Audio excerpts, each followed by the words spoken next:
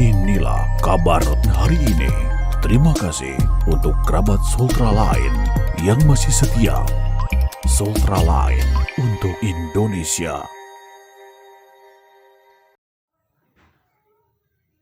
Duka yang mendalam tengah dirasakan keluarga almarhum Asrizal, seorang pegawai honorer yang bertugas di Dinas Pengandalian Penduduk dan Keluarga Berencana Kabupaten Kolaka, Sulawesi Tenggara.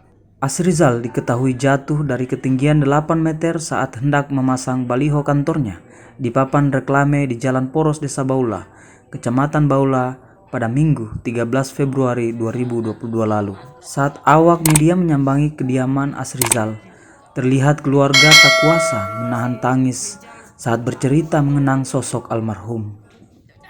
Sang ibu bercerita bahwa anaknya selalu mementingkan keluarga, terlebih sebelum wafatnya almarhum tengah membantu rehab rumah yang ditinggali keluarganya. Dia dulu plaster dulu baru dinten pasang tehnya belikan pesangka pada pasirna. Dia yang tidak juga tidak menyahut juga saya bilang di tanah bilang plaster dulu bilang plaster dulu. Saya tidak tahu Nggak ada sanunya saya Pak. Duduk sini diam saja. diam begitu. kalau ada duduk saja aman enaknya kan. Aku si pelajar ada di motor nak jaga ya. Pimin motor ada anak. Duduk di sini jaga-jagain. Begitu pula pengakuan tante almarhum bahwa dirinya sangat kaget mendengar kabar keponakannya jatuh saat sedang bekerja. Menurutnya, saat melihat kondisi almarhum saat disemayamkan, darah dari kepalanya terus mengalir. Ia juga bercerita, sosok almarhum sebelumnya telah membersihkan makam di samping kuburan neneknya. Biasa kalau bangun rasa baca-baca dulu, istighfar dulu apa toh sekir itu pagi langsung kan bangun sendiri, enggak tahu apa kasih bangun Kak, langsung bangun ini kan, terus sadar Kak, langsung bangun. Enggak tahu kenapa itu, mungkin tanda-tanda tapi saya enggak mengerti toh. Enggak umuman, maka apa kasih bangun kalau sudah bangun sendiri. Di situ sudah dibersihkan. Dia membersihkan. Iya, bersihkan sendiri. Ada tempat sendiri dia bersihkan. Tempatnya sendiri situ, tempatnya dikubur. Jadi di situ dikuburkan. Di situ dikubur, sudah dibersihkan. Jadi di sampingnya neneknya. Sampingnya. Begitu pula pengakuan saudara almarhum meminta kejelasan atas kejadian tersebut. Pasalnya pemasangan baliho yang tanpa safety tersebut bukanlah tugasnya, yang kesehariannya membawa mobil saja. Kami sebenarnya meminta kronologi sebenarnya karena ada beberapa informasi yang menurut kami simpang siur, yang intinya mungkin ada perbedaan lah informasi, sehingga dari pihak keluarga ingin mempertanyakan kejelasannya. Nah, dan dari situ memang ada bisikan penyampaian, hanya mungkin ini sudah dikomunikasikan dan dimediasi oleh kepala lingkungan bahwa akan dibantu bla bla bla, yang saya tidak tahu bagaimana modelnya dan kejelasannya. Hanya pada saat itu saya tidak mengharapkan ada hal seperti itu. Yang kami harapkan sebenarnya dari sisi kejadian kemarin itu jelas bahwa ini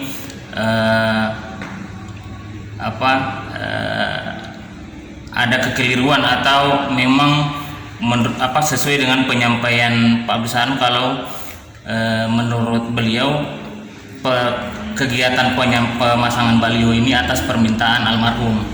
Hanya kalau kami mempertanyakan terkait hal itu, yang tentunya saya pertanyakan bahwa tugas dan fungsi almarhum ini di BKKBN sebagai apa, dan Pak Kabid dan ada beberapa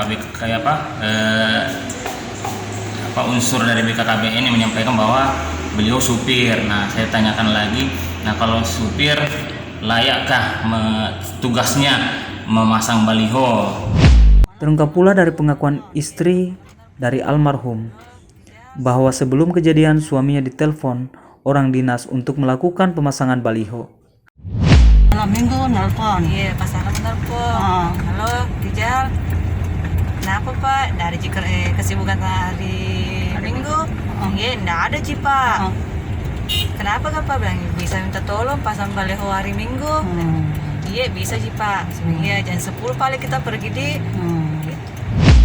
Tak sampai di situ, Sultra Lain juga langsung mengkonfirmasi ke pihak dinas, dalam hal ini Sekretaris Dinas Pengendalian Penduduk dan Keluarga Berencana Kabupaten Kolaka, Yusri, menuturkan bahwa almarhum sudah jadi honorer sejak tahun 2009 yang lalu. Dari pengakuannya, memang ada pemasangan baliho terkait penyampaian percepatan penurunan stunting kepada masyarakat. Menurutnya, almarhum meninggal pada saat perjalanan menuju puskesmas untuk dilakukan tindakan, mengingat luka yang diderita sangat parah karena terjatuh ke tanah yang begitu keras. 2009 sampai sekarang, Pak.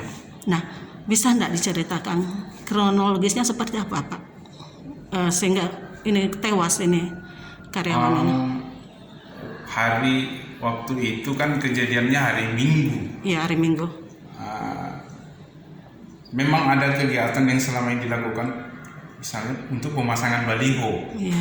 Baliho tentang pelaksanaan percepatan penurunan stunting semacam KIE yang ada dilakukan oleh Dinas Pengendalian Penduduk dan KB dan Pengendalian Penduduk dan KB Kabupaten Kolaka. Memang itu rutinitas yang harus kita lakukan untuk supaya bagaimana stunting yang ada kita bisa menurunkan stunting itu di Kabupaten Kolaka yang mungkin masih tinggi, sehingga ada target di 2024 menurut Presiden Pak Jokowi itu tinggal 14%. Jadi KIE yang kami lakukan adalah memasang baliho atau spanduk di tiap kecamatan. Yang bertugas waktu itu Pak Asrijal bersama Kepala Bidang Daldo. Mereka berdua, sopir, dan itu sebagai tugas tambahan buat dia. Terus karena selama ini itulah yang mekanisme yang kami lakukan di Dinas Pengendalian Penduduk. Kami juga tidak pernah memaksakan untuk melakukan itu, tapi atas inisiatif dia, karena mungkin selama ini sering dia lakukan hal-hal demikian, membantu teman-teman kepala bidang yang atau bidang yang ada di Dinas Pengendalian Penduduk untuk melakukan kegiatan tersebut. Betul hari Minggu, tapi kan ada kepala bidang itu menelpon ke Pak Asrijal mengatakan bahwa Pak Asrijal, kapan kita bisa pasang spanduk? Asrijal mengatakan, Pak, kalau bisa hari Minggu. Artinya kami kepala bidangnya tidak menyuruh, tapi dia menawarkan kapan kita bisa pergi pasang spanduk di Baula dan di Hakakutobu waktu itu. Setelah diadakan olah TKP oleh Polsek. Tidak begini. Setelah mayatnya dibawa di puskesmas Pomala, kepala bidang langsung melapor ke Polsek Undulako. Pomala. Melapor ke situ. Setelah diinterogasi begitu sama Polsek Pomala mengatakan bukan wilayah Polsek Pomala tempat kejadiannya. Tapi Polsek Undulako. Jadi Polsek Undulako datang ke Polsek Pomala menanyakan keterangan tentang hal tersebut, kenapa bisa terjadi. Setelah itu dilakukan olah TKP di tempat kejadian. Setelah itu kami setelah kan kita sudah tahu meninggal ya Pak, tadi di puskesmas. Jadi kami bersama-sama mobil puskesmas Pomala mengantar mayat ke rumah keluarga di Kolaka Asi. Tiba di sana karena keluarganya menginginkan supaya cepat dikuburkan karena pendarahan. Jadi kami mempersiapkan semua keperluan untuk penguburan pada hari itu. Itu hanya karena permintaan keluarganya. Supaya secepatnya dikuburkan. Belum dia lakukan otopsi ya? Enggak di semua. Puskesmas sudah. Iya. Yang luka apanya Pak? Bagian kepala? Kemungkinan bagian kepala. Muka enggak. Karena ada mungkin benturan mungkin. Iya. Karena ibu dari si korban itu melihat Pak, di mukanya itu ada lebam. Setelah kejadian itu hari Minggu malamnya, mungkin laporan dari Polsek Undulako masuk di Polres, ditindaklanjuti oleh Polres. Dipanggillah Pak Kepala Bidang Pak Salam ke Polres pada malam itu dari jam 23 sampai jam 1. Setelah itu Hanya Pak Salam, pihak keluarga si korban? Pihak keluarga si korban dipanggil, orang tuanya yang datang, bapaknya dengan ibunya. Terus? Saya tidak tahu lagi apa lagi kejadian selanjutnya. Saya tidak tahu apa karena tidak ada, saya tidak ikuti, hanya mendengar cerita dari Pak Salam. Sudah sampai di situ. Besoknya, kemarin lah. Kenapa mungkin Pak? selama ini yang tidak pernah kita pikirkan hal-hal yang demikian. Berarti ini satu kelalaian loh BKKBN. Kan begini, kan kejadiannya itu di Baula. Iya. Setelah itu diantarlah sang korban ke puskesmas Baula. Tapi karena sibuk, karena ada yang check-in, tidak sempat di situ. Langsung tidak dapat pertolongan. Dibawa lagi ke puskesmas Pomala. Berarti saat dibawa di Pomala tidak langsung dapat penanganan. Langsung dapat. Langsung. Iya. Terus tadi Bapak bilang ada MTQ.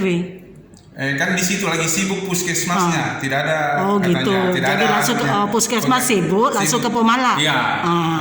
Situ ditangani. Tapi ini sudah meninggal. Pada saat ditangani dia sudah meninggal. Berarti mati di tempat ya Pak? Masih bernapas waktu masih dibawa. Bernapas. Waktu dibawa ke puskesmas Pomala. Tiba di puskesmas Pomala setelah diperiksa, di situ dia. Berarti jatuh Pak ya? Jatuh. Bukan kesetrum. Bukan. Karena ada opini mereka, ada opini dia bawa dia kesetrum enggak? Dokter juga yang periksa bukan kesetrum. Bukan kesetrum. Tapi jatuh. Terus jatuhnya itu Pak, Bapak lihat luka-luka. Kan berapa orang di sana Pak? Bapak? Saya tidak. Waktu di puskesmas Pomala baru saya lihat. Ketika di TKP Bapak tidak ada? Saya tidak. Jadi dia hanya berdua? Dia hanya kepala berdua bidang? dengan ada masyarakat situ 2 orang yang tinggal dekat di bawahnya. Itu apa? Iya, Baliho. Pihaknya juga mengucapkan turut berduka cita atas wafatnya Azrizal dan memohon maaf atas adanya musibah tersebut. Hingga saat ini, kejadian itu sudah ditangani pihak kepolisian dan pihak dinas sudah bertemu langsung dengan keluarga almarhum. Dari Kota Lulo Kendari, jurnalis Sultra Line, Sri, mengabarkan untuk Anda.